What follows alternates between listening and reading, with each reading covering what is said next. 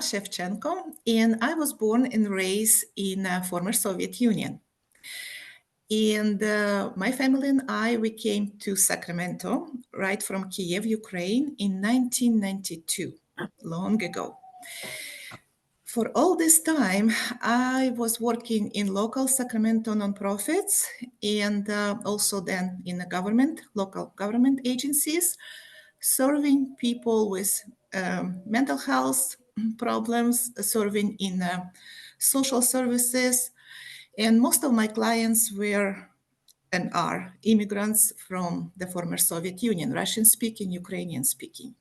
So this training I created to reflect my own experience as a refugee and immigrant of first generation, and also experience professional that I see in my work, what problems, what challenges we as clients have, and we as social workers also have working with immigrant clients. When we talk about Russian-speaking community here in Sacramento, the first question probably should be where all these Russian-speaking people come from. And if you see any Russian-speaking person in your work or as your neighbor, it's good to remember, so we all came from the big territory once known as a Soviet Union. Before the Soviet Union, it was Russian Empire.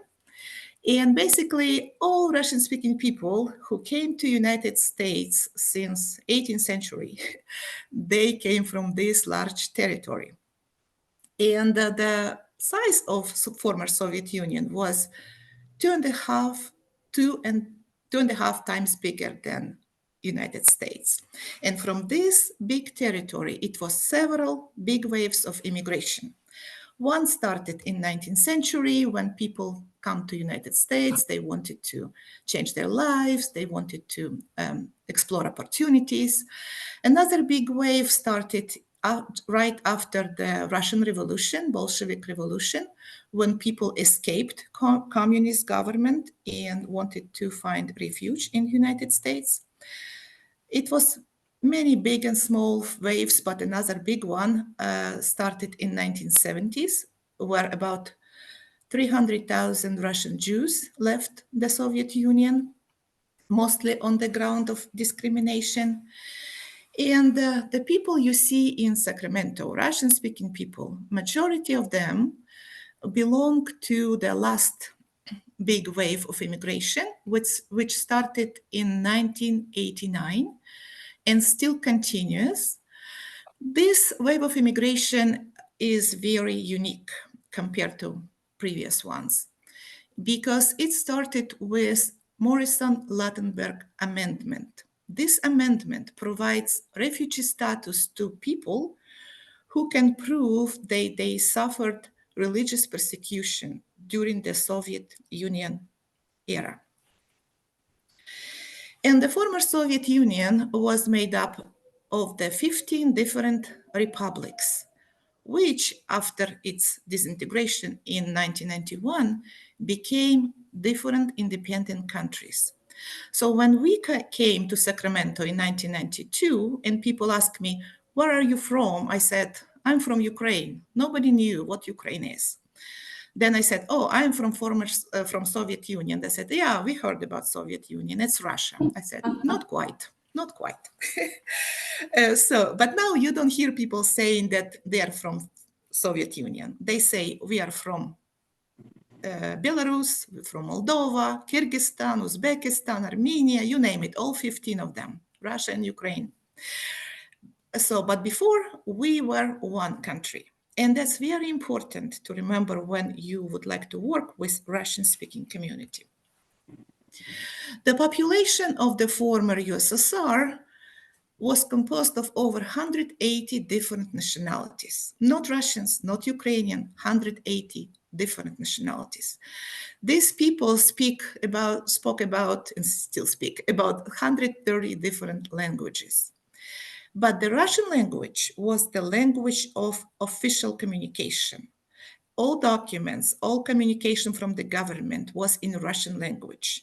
That is why all people, or all 180 different nationalities, all different republics, besides their own languages, they had to learn Russian and be fluent in Russian.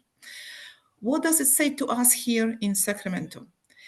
If we know these people are from former Soviet Republic, it's a big chance that this person would speak Russian besides of their other languages, which makes our work easier because we can just find Russian interpreter or translate information into Russian, and all those people would be able to read it and understand it. And how we call ourselves. I was thinking how to identify myself and my community, because we are of so many nationalities and so many cultural upbringings. But what we have in common is the Russian language. Besides Ukrainian, besides Armenian, we all can speak Russian. So I think Russian speaking is the best term to address our community. Please don't address us as Russians, because Russian is a nationality, and majority people in Sacramento, they may have different nationalities besides Russian. Also, please don't think we are Slavic community. There is so many names, Slavic everywhere in the churches and maybe newspapers, but we are not Slavic community, because Slavic is ethnicity. Be Slavic is ethnicity, ethnic origin. And in the former Soviet Union, the three main Slavic groups were Russian, Ukrainian, and Belarusian, or Belarusian. It's just three of 180. All others have no relation to be of Slavic ethnic origin.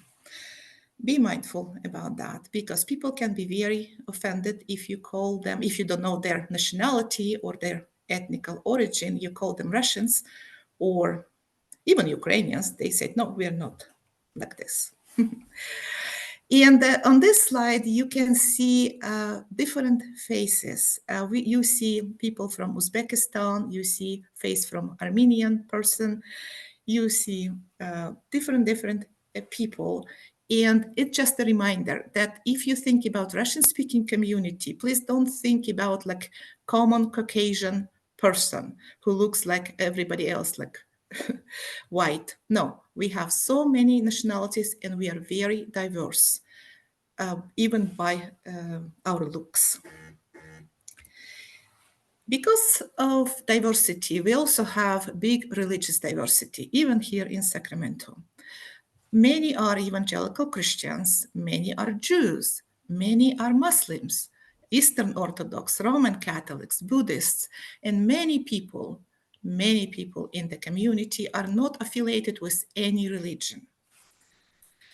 And by immigration status, it's also big diversity there. And many came as refugees, as I mentioned in beginning of 1980s, many people come to Sacramento with refugee status because they belong to evangelical Christian churches in Soviet Union. Those churches were persecuted. Those people were experienced some persecution and they received refugee status, came here to Sacramento. But besides that, we have also many spouses, immediate relatives who came with different statuses.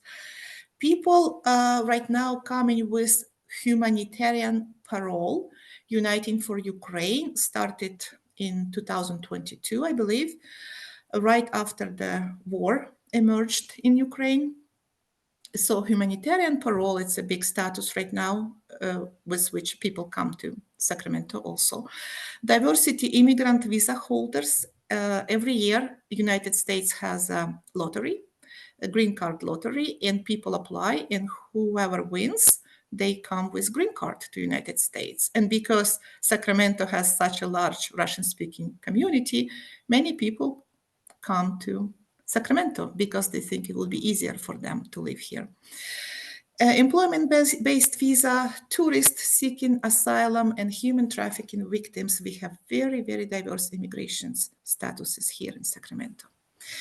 And if you look to statistics, if you want to know how many Russian-speaking people are in Sacramento or in California or in United States, you will come to very different numbers, honestly. And those numbers, I believe, are much lower than reality is. Because, we are very sneaky people. We are very secretive people. And sometimes we don't want to disclose that we can speak Russian or Ukrainian. We don't want to disclose that I am of Russian nationality. So it's very difficult to keep track of such a diverse community because of outdated ways of gathering information. Caucasian, what does that mean? What does it mean? White, what does that mean? Asian, Uzbek people, Asian, Kyrgyz people are Asian. What does that mean in statistical numbers? I remember psychological reasons. I remember when we came to Sacramento, right from the Soviet Union. And it was a census there. And my English was absolutely poor, basically nothing. And we received this form of a census, and it says, what's your nationality? What's your language? And I put English. And my nationality, my origin is American. I did that. Why? Because I thought for myself, I'm here in the United States. I want to be American. So my identity is American now. And another reason, I did not want the government know that my language is Russian. I did not want that. And I was thinking later, so maybe I'm not just the only person who had these feelings. So it's very, questionable what answers immigrants put in these ballots, in this questionnaire. Also, yeah, people can be very proud. I'm an American and just give different information. So that's why it's very difficult to track us how many numbers, how many people from former Soviet Union are in United States. And recent immigrants are very different probably from the previous generations and previous waves of immigration. And if you see me, for example, you will see a white person, middle age. If I don't speak, you don't even notice that I can be of different country. You probably think I'm your next door neighbor who was born and raised in California or any states of United States. But I was not. And even so, I look like you, my background and my behaviors and my views could be very different from yours because my experience is different than yours. And we all know that our beliefs, customs, and behaviors are shaped by the culture, by our family, by our neighborhood, by our city or town, right? And culture is a set of shared values, traditions, behaviors. We all know that. And we all learn how to behave, how to think, how to interpret people or interpret events.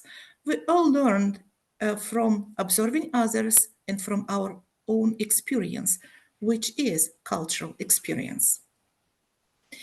And our cultures, every one of us, our cultures shapes how we process information, how we react, how we behave, how we interpret things, and what we expect. And so these cultures are passed from generation to generation, and they deeply influence us. And if we see in every one of us, if we think what we have from our parents, from our grandparents, how they influence us, we can see so many similarities, so many things that are not our own, that we learn from them and adopt as our own. And in this way of thinking, intergenerational trauma and historical trauma plays such a big role in our culture, in our perception of the world. because intergenerational trauma happens when generation before us, any generation before us, experience some traumatic events, and these people didn't process it properly. And these events change their behaviors or their thinking, and they just pass it to their children. And those children grow up with these views and beliefs and pass it to their children. And sometimes what they pass to their next generation is not relevant anymore, but the next generation still practicing it, still has this effect of trauma that previous generation experienced. So let's see how historical and intergenerational trauma shaped our Russian-speaking people's experiences and behaviors here in the United States. And we will start how we relate to the government. So the Soviet government started in 1917, over a century ago, right? And it was very harsh government because from its very beginning, they tried to replace any religious beliefs. They tried to really change people, make people obedient to the government and just don't express their own individualities. This government required acceptance of the supremacy of the state and the leadership of the Communist Party. And in order to do that, the ideological objective of the government was to eliminate religion because they wanted to replace it with atheism as universal state ideology. And they declared the total war against any religion, not only Christianity, but Muslims, Buddhists, Jews, any people who practiced religion in that territory or wanted to be openly believers in a God or any other beliefs like universe, whatever, besides the government. So they were persecuted. And it means that the persecution was very harsh. They were imprisoned and many were killed. And it was a big wave of persecution. So that was experience our grandparents have. So they developed mistrust to the government. They developed some skills that help them to survive in this harsh environment. And those skills in development, they became historical trauma. Their children and grandchildren and great grandchildren still carry on because we know that historical trauma can contribute to many difficulties for future generations.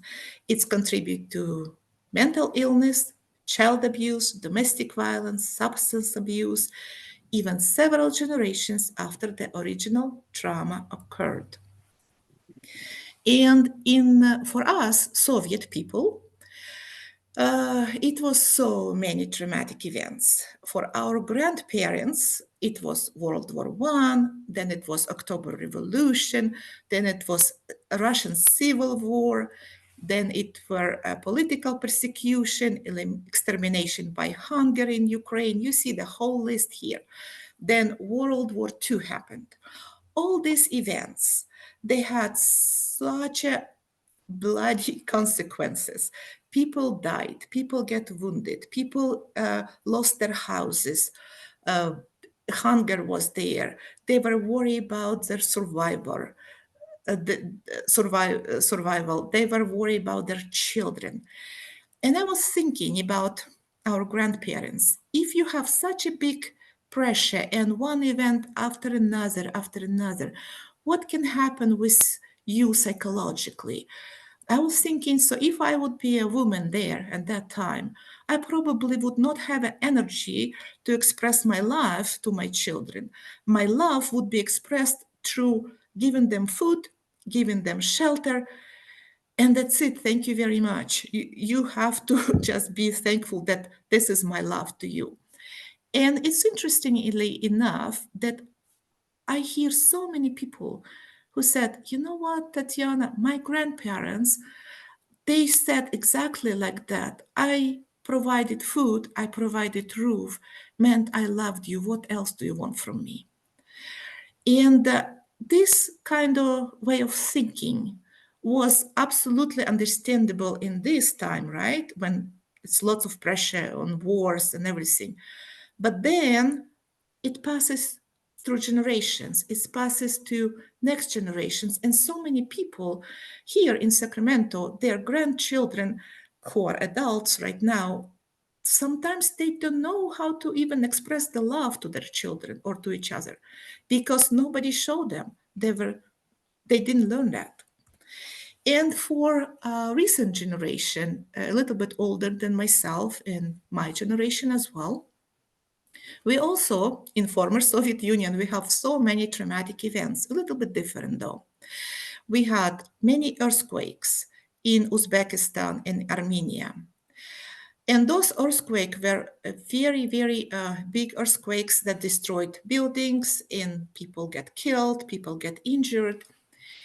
And when I came to Sacramento and I started working in the mental health agency, I mean, helping people in mental health field, my first client was Armenian from former Soviet Union. And this lady was older generation, like maybe in her 40s or 50s back then.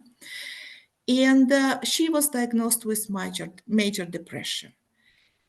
What she was talking about most of the time about this Armenian earthquake that happened when she was younger. And because of this earthquake, all her family had died, and she was only one who survived.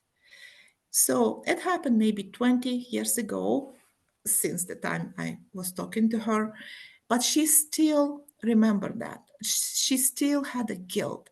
She still suffered the loss that she experienced 2 decades ago.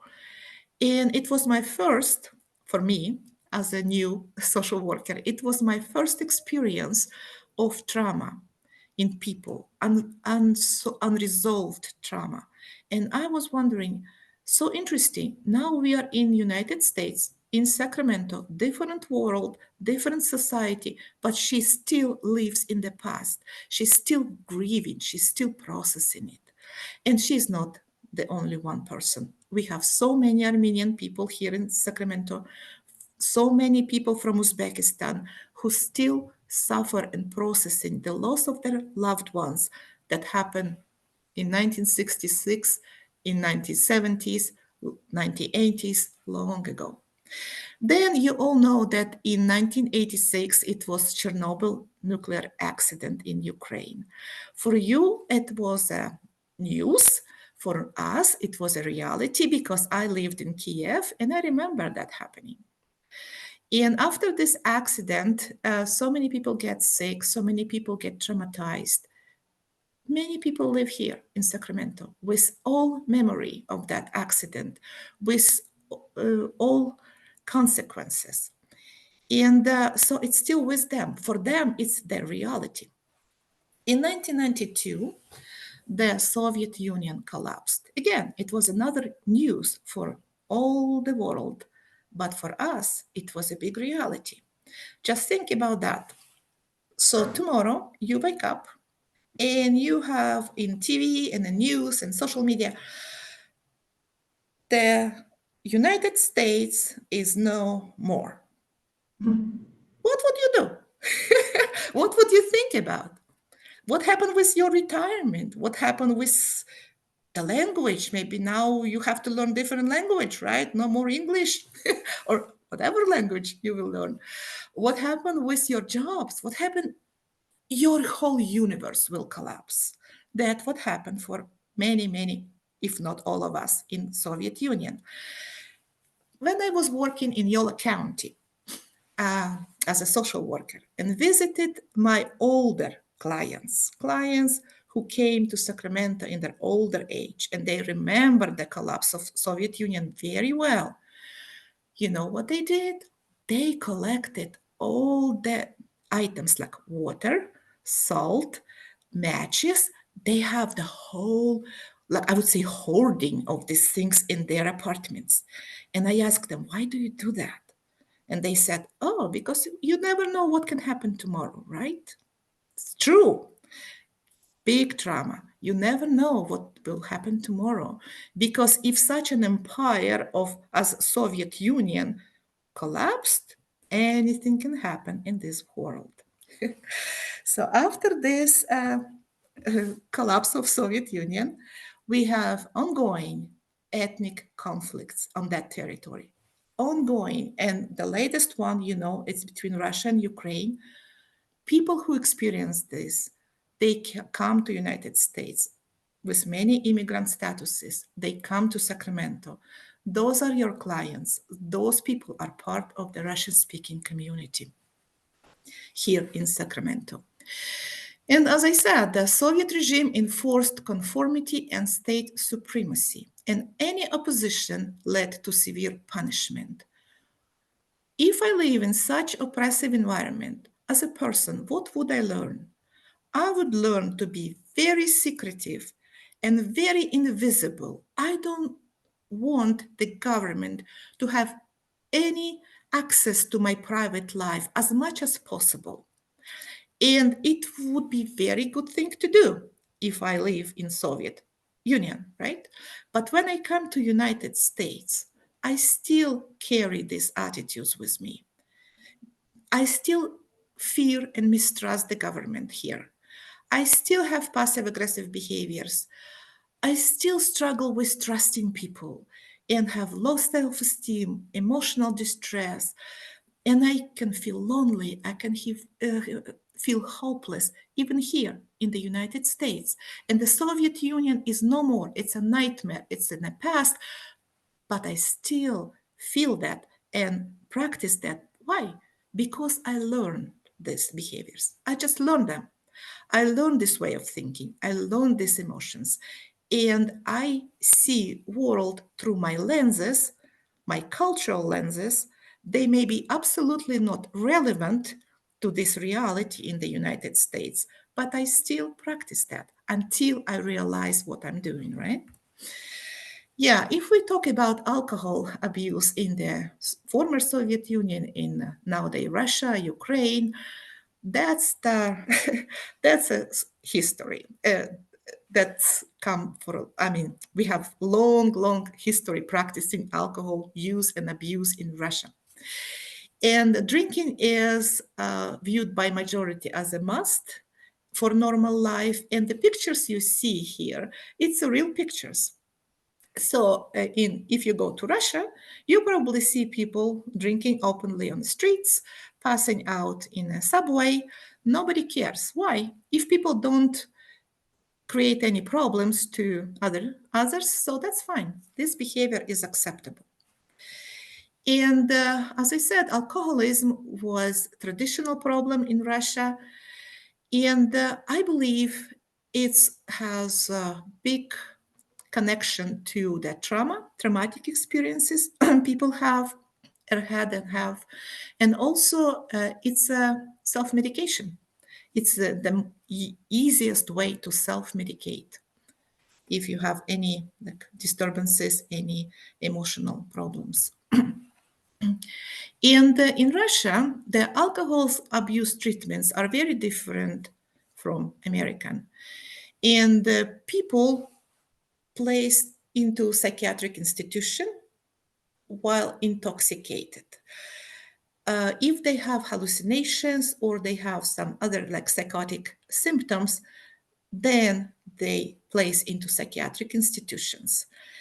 And the therapies that used to recover from alcoholism are usually hypnosis, labor therapy, or medications. So that's treatments people have in Russia. And those treatments they are familiar with. When they come to United States, they don't know anything about treatments available here in the United States. They still may think in their old pattern of thinking that, I don't want to go to a psychiatric institution. I don't want to have involuntary detoxification. So I better kind of stay out of radar. And also drug abuse started in the former Soviet Union in 1990s. It's exploded in 1990s. And after the country collapsed, it definitely became an epidemic. And because the government was not prepared to deal with this, so that's why it became epidemic and still is, because the treatments, let's say in Russia, in the country of Russia, are also very old, I would say. So they have involuntary detoxification, they have psychiatric treatment in psychiatric institutions, they also do medications to treat the drug abuse, but mostly they persecuted people who use drugs and they see them as criminals.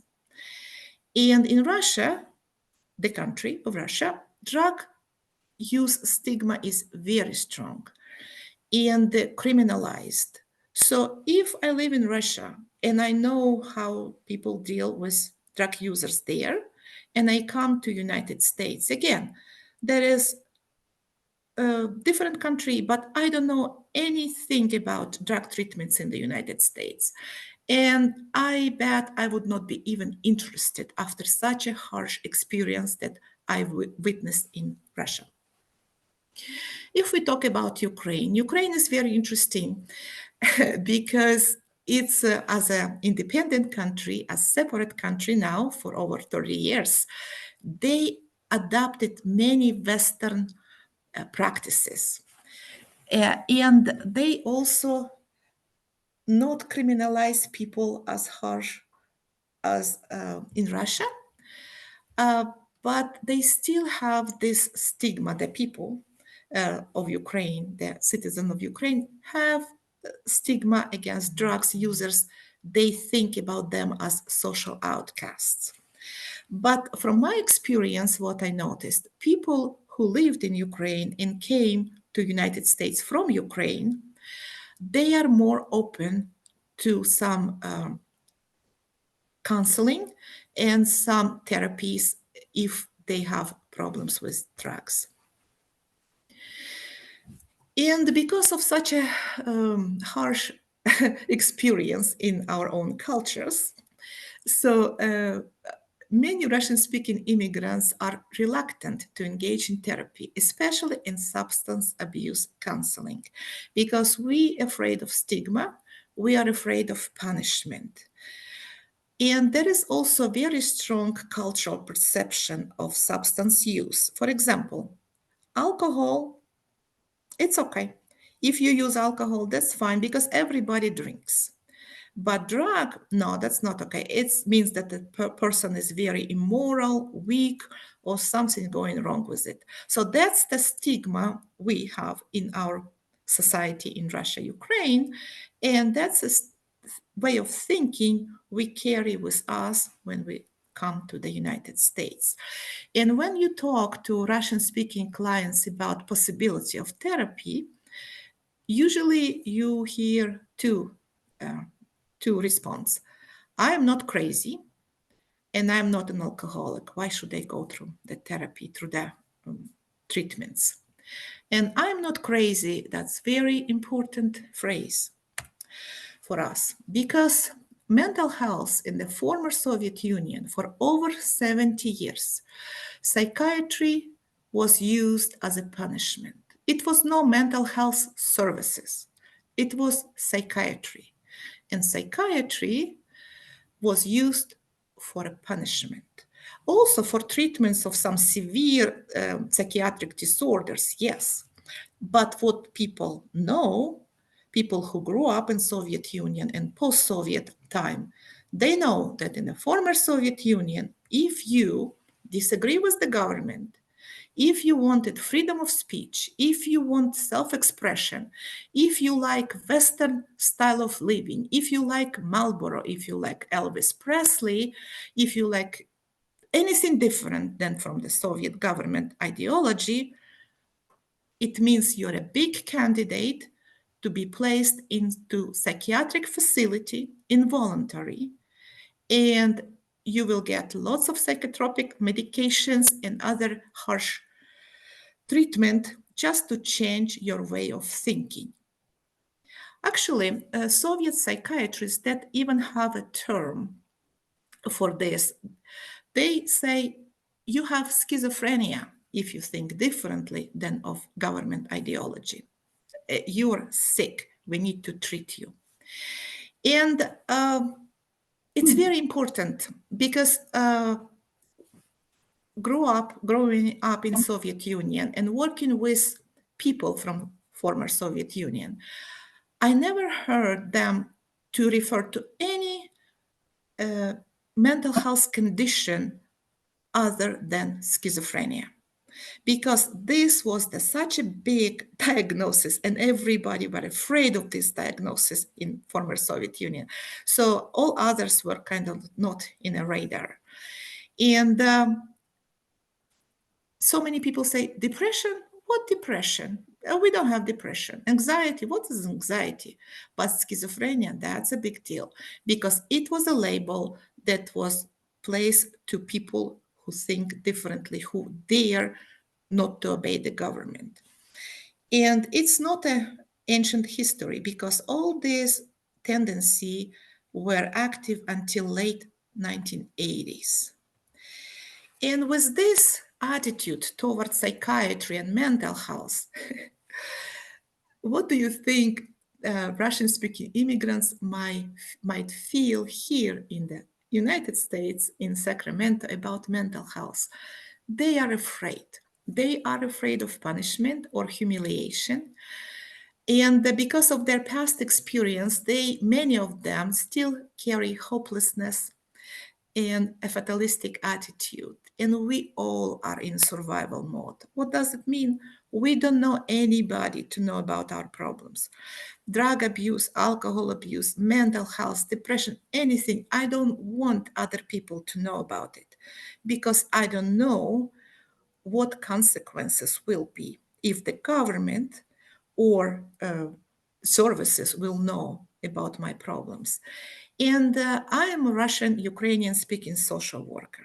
And I can tell you that whenever I visit my clients, they don't trust me. They don't disclose their problems to me unless I visit them many times and build a rapport. And definitely, degrees of acculturation could be very different in any family. So when we work with them, we have to keep it in mind. Usually, Russian-speaking clients have strong ties. They're very loyal to the family or congregation. Many family wants to preserve their cultural or religious traditions, and many families, if not all, many families, they prefer to keep family issues in the family because pride, reputation, fear of judgment, lack of information, it's a big barriers to disclose problems. And also many people don't just understand how things work here in the United States. They have so many misunderstandings about children's services, adult services, mental health, drug abuse, drug prevention, abuse prevention. So many misunderstandings, so they just prefer not to deal with it at all. And absolutely, every immigrants have challenges. We have many challenges like housing, shift in family roles, limited knowledge about drug abuse and other substance abuse. We don't understand how social services work. We don't have information about mental health issues. And there is a big tendency to self-medicate any problem, if domestic violence, child abuse, mental health, any problem, we just deal with it ourselves until it's too late often. And let's talk a little bit about recent immigrants from Ukraine. I was very pleased to see that so many Ukrainians who come here in the United States right now, they are introduced to the idea and concept of therapy. They are not against it as much as people who came before them. They understand that something going on with them, so needs professional help, because many of them come with traumatic experience that can become PTSD. They experience anxiety and depression. They have survival guilt. And also parents who come here with children, it's probably the hardest job for them to have children and balance their lives here, balance between personal trauma and trauma their children experienced and still continue experiencing. And also this increased the tension between family members due to trauma. When we work with Ukrainian immigrants, again, recent people, what I noticed, even if those people speak Russian as their first language, they have a preference to have Ukrainian interpreter. I think it's very psychological because it's bring the comfort, it's bring the understanding that this person who can speak Ukrainian to me, they understand me, they understand my experience from the war. And I was working a little bit as an interpreter when the war started, and I noticed so many people who barely spoke Ukrainian, whose language was Russian, like my language, native language is Russian, but they said, no, I need Ukrainian interpreter because it's really important for them not to speak to any person from Russia. Also, they have better understanding of their mental health needs. As I said, they're very open to therapy and counseling. And parenting in the United States is a very big issue. Through my experience working with recent Ukrainian immigrants, I noticed that their children, especially younger children, when they go to schools here in United States, they demonstrate some behavioral issues. And quite often teachers and school administration interpret those issues as deviant behaviors, like bad behaviors, but it's not. It's their reaction to traumatic experience they had in Ukraine. Because children who come from this war areas, war zones, they are highly traumatized. They just don't know how to express their emotions and their fears. So they express it through behaviors. And then teachers call parents and report, oh, your son or your daughter just don't listen to anybody, just walk outside, just don't follow the rules. And those parents are even more traumatized because they don't know how to parent children in the United States. They know how to parent the child in Ukraine. And believe me, it's a little bit different than being here in America. So they are afraid, they don't know what to do. So I think it would be a good thing to educate them, not only present the concerns, but also educate them about parenting styles here in the United States. So, as I mentioned, most common barriers for us as immigrants is isolation. Even so, it's so many of us in Sacramento, we still pretty much isolated, feel kind of part of our group, not like open up to American society, many of us. Also, fear. Fear is a big factor. If people are afraid of something, they will never explore it. Lack of information. In my understanding, information is a key. Because if you give a person information and the person understands this information, it's bring freedom. It's a real freedom. If I have information about this service, now I know what to expect. Not just the service existed. No, it's not an information.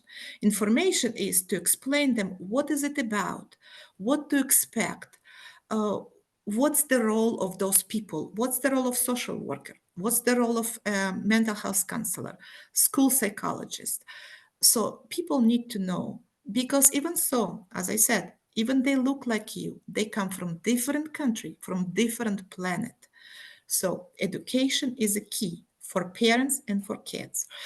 And it will help to trust the authority and trust the government and trust the social workers and counseling. That come to the flyers that people and agencies spend so much money for. What I noticed, when we have flyer in English and we want it to be like readable, let's say in Russian or Ukrainian. So agency just hire interpreter, translator, says, translate this in this language. And what we do, I do lots of translation. What we do, we translate it like very close to these words and terminologies. What I noticed, Russian-speaking people get these flyers, look at it, put it in a garbage can. You know why? Because it's not resonates with them. Because what we here in United States, we have understanding, and culturally, socially, like society, so many, if you're born here, you naturally get understanding of what the services might be about, what mental health is about, what's the psychology, social work, everything. So you just embrace it naturally. We don't. We have no idea what social work is. We might have no idea what psychology is. Some people don't. If they came like 30 years ago from former Soviet Union, they have only like one diagnosis, remembering that's all. Yeah, so I strongly believe that all this information you create for different immigrant communities should be in language that this community understand, not only language like Russian or Ukrainian or Pashto or whatever, but in words. So when I read it, it should resonate with me. For this, interpreters have to be reminded, just localize the translation, make it friendly, make it understandable. And the best way to make it understandable, just to think, if I have a kid who is in the first grade and read this flyer, would this kid understand it? If this kid would, so it means your text is good. Your flyer is good for any immigrant community. So that's conclude my presentation. And now I open to questions, if any. Tatiana, I want to first start just by saying thank you again. A magnificent, very powerful presentation that you got a lot of information in there, and not having heard it for a few years, a lot of it felt very fresh and very powerful. Thank you. Thank you very much. Yeah, you're so welcome. I have a question from the board, the big room. This has been really interesting to me. I actually wrote a thesis on access to addiction treatment in Russia and Ukraine. So this has been really interesting to see how it plays out in individuals. Something I came across a lot in my research was a real stigma against HIV, and I was wondering if you see that among people you serve, if there's a resistance to being tested for HIV, to getting on medication for HIV, what your experience with that has been. Yeah, I had experience with that, and I can tell you that it's a huge stigma. That's what I noticed. Maybe, again, every family is different. But even the relatives, close relatives, they don't want to deal with their family members if those family members have such diagnosis, because in the mind of many people, it's related to drug abuse and also related to some sexual behavior.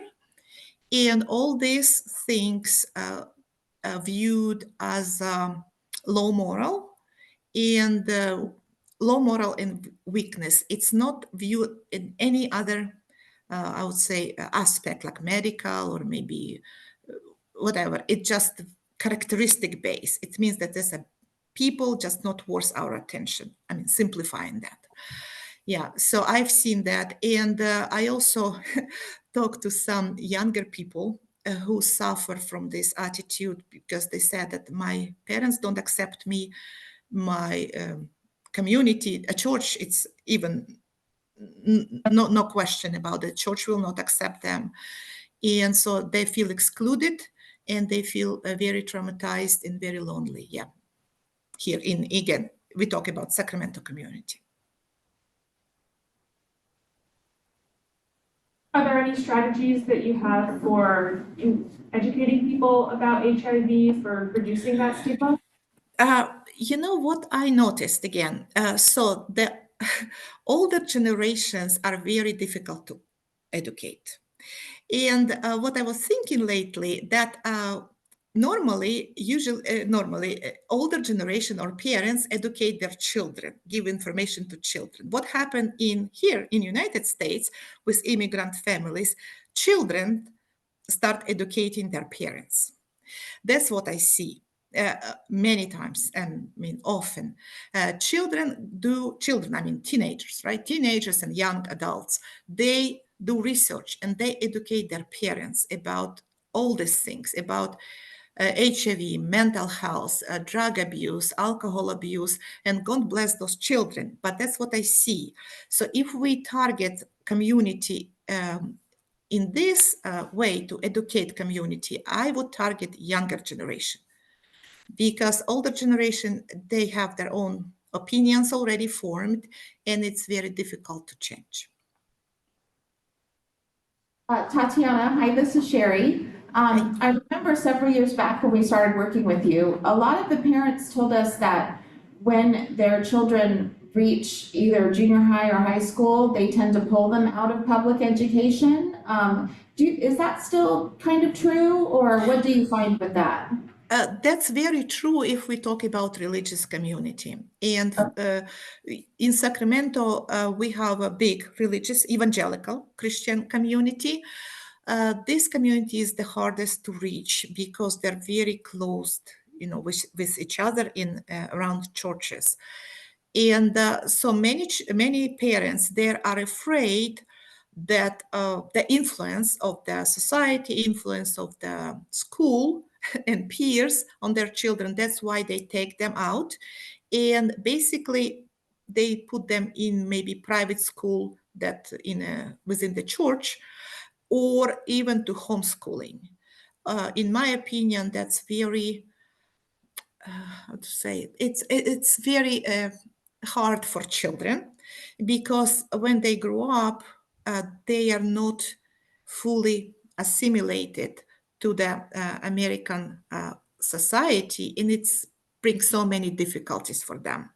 Yeah, but it's still true. Yeah, and if you want to educate again parents and children in private schools, it's good to go to private school, charter schools, and just talk to administration and help them to create some classes. That's why I wanted to kind of give that tip to everyone, that since you said youth is kind of the place to go for educating and passing information, it's good to know that public schools don't usually have a huge, both my daughters attend a very small private school, Christian school, and have a ton of Russian-speaking friends, and I've gotten to know their parents over the years. So I have just some firsthand, and they really do have like when my daughter has her friends over, I'm not allowed to give them even Tylenol or Advil. They don't take those things. Or mosquito repellent, or really basic stuff. They don't have those things in their home. It's not even just that I don't. And luckily, I'm very fortunate they trust me, but the parents fly home twice a year to Russia to go to the dentist, for instance. They don't even want to go to the dentist here, and that's just happening recently. So I just kind of wanted to give everybody an idea of that, that it is this, to me, Tatiana has been key for us in reaching this community. I don't think, Tatiana, and tell me if I'm off base here, it's important to find somebody, if you can, like Tatiana, to kind of lead you in, because there is, of course, everything we just heard, there's a very righteous mistrust of anything sort of outside. So anytime you can find a community leader or something like that, that really is a really good way in if you want to work with this community.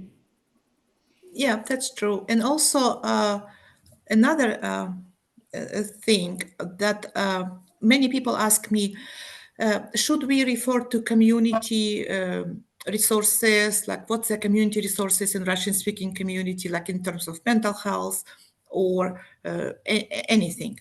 And I always recommend refer people to established American agencies. Why? Because we are in our bubbles enough.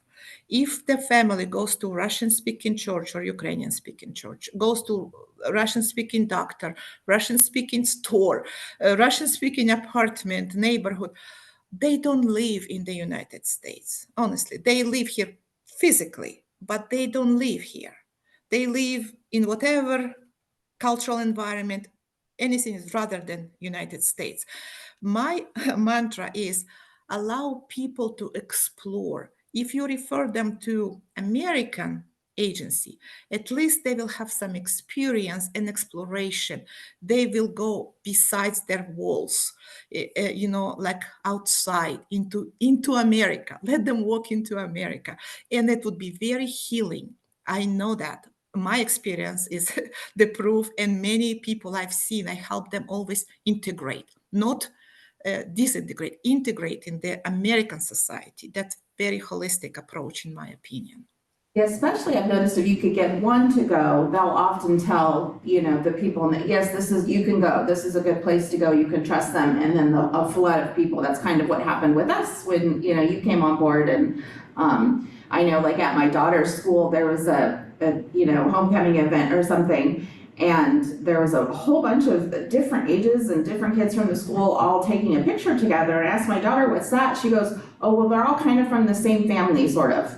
So basically, it was so many different kids, from so many different, but I think they're all kind of, told each other, yes, this is an okay place to come, this, kind of thing. So, but I was shocked. It was like, I don't know, half the audience or something was up there. So I really, I appreciate that very much. And I appreciate you being such a great ambassador for this community and helping us serve them, because it is such a large part of our population here in Sac County. So I appreciate that. Yes, and you can always reach me. You have my number. Text me. Don't call me, please. Yeah, and you have my email. Send me email if you need help with research or, even with thesis, because I help quite a few Russian-speaking students who were writing theses, about Russian-speaking community in Sacramento, mental health, and others. So I like doing this. Yeah. Oh, great. Thank you. Yeah. It's time for, it's time for us to move on to our next. Thank you so much, item. Tatiana. Thank you. Yeah, thank you so much. Tatiana, Yeah. that was Yes. phenomenal.